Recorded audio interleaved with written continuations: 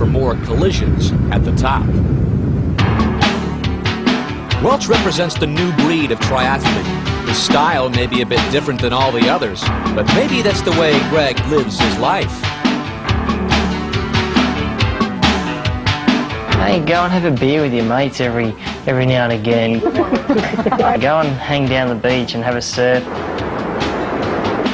Don't forget the things where you have fun.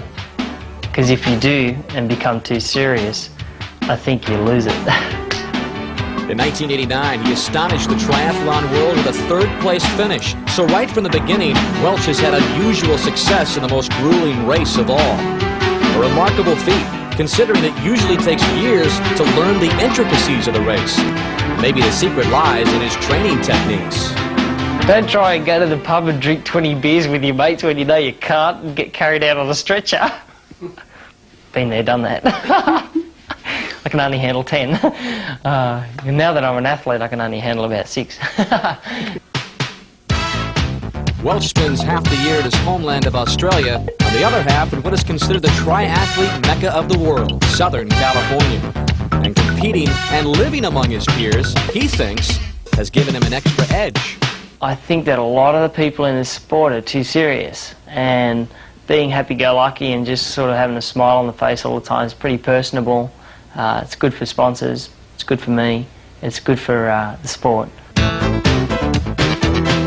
How can this happy-go-lucky California lifestyle coincide with the rugged training of a triathlete?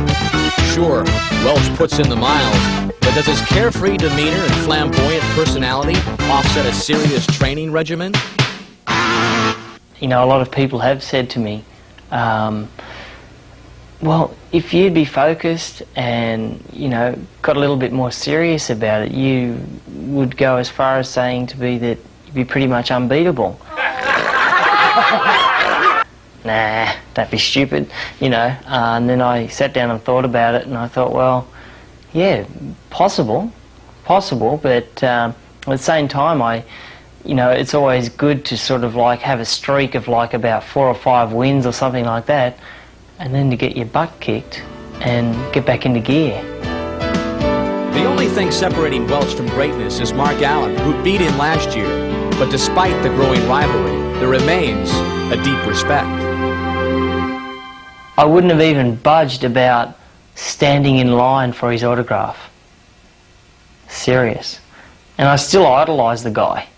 You know, Mark, that is. I still idolise him. I think he's unbelievable. He's a work of art. Like, you just have to look at him. He's a hard worker. He's focused, and you know, I just think that he's got one disadvantage, you know, in the sport, and you know, but that's fine. I mean, everything else is good about him. The disadvantage for him, unfortunately, is me. Welch isn't all hype either. Right now, the freest spirit in the field has Allen and more than 1,000 triathletes chasing him. The Gatorade Ironman Triathlon will return in a moment.